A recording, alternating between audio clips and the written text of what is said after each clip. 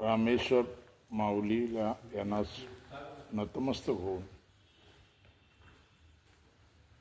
रामेश्वर माऊली cooperative housing सोसायटीची स्थापना आणि त्याची कल्पना हे सुनील हुर्नेकर साहेबांनी सह्याद्री राज्य अतिथीगृहातील कर्मचारी वृंदांच्या निदर्शनास आणून दिली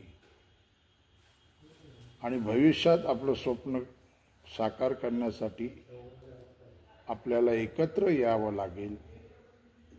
तसंच कर्मचारी वृंदातील सर्व कर्मचारी, महिला वर्ग या सर्वांनी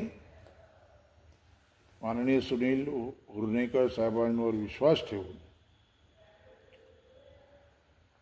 ह्या रामेश्वर माऊलीची मुहूर्तमेढ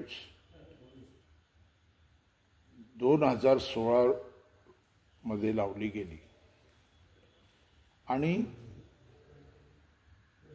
ही संस्थाचं स्थापन करतेवेळी प्रत्येक मेंबरना समजावून सांगून त्यांना आपलं पुढील भविष्य काय आहे याची जाणीव करून देता असे मेंबर बनवत ते गेले आणि त्यानंतर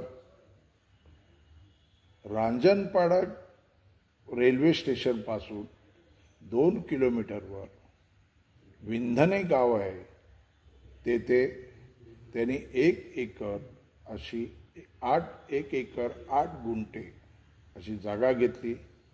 आता ही 1 एकर 8 गुंठे कशी घेतली तर रामेश्वर माऊली कोऑपरेटिव्ह सोसायटी, सारा रामेश्वर माऊली कोऑपरेटिव्ह सोसायटी आणि सिद्धी कोऑपरेटिव्ह हाऊसिंग सोसायटी अशा 3 संस्थांना एकत्र करून ती संस्था आजपर्यंत एवढ्या जलद गतीने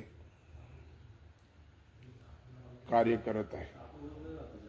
ह्या सर्वांच्या पाठीमागे एकच दुवा ते म्हणजे सुनील हुर्नेकर साहेब आणि हे सर्व करतेवेळी त्यांच्याबरोबर हातावर बोटावर मोजणारी लोक त्यांच्या बरोबर होती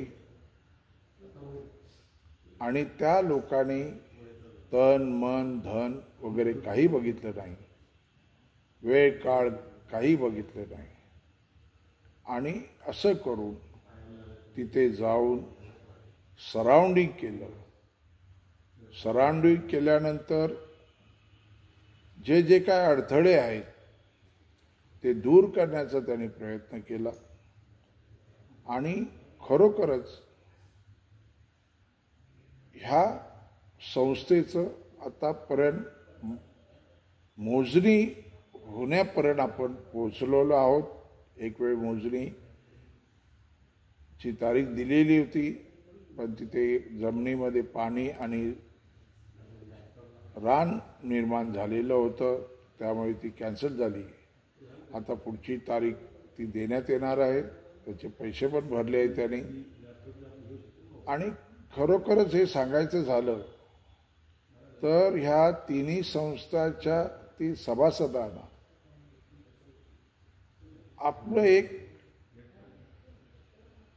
स्वप्न साकार करण्यासाठी साकार होण्यास मार्गी लागलेलं आहे आणि ही जागा 3री महामुंबई अशी घोषित केलेली आहे.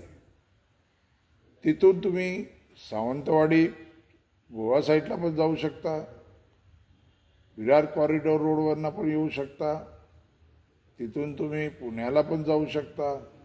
अशा ह्या जंक्शनमध्ये त्यांनी ही जागा निवडली आणि सर्व सहकार्यांनी जे त्यांना सहकार्य दिलं ते खरोखरच वाखाणण्याजोगं आहे.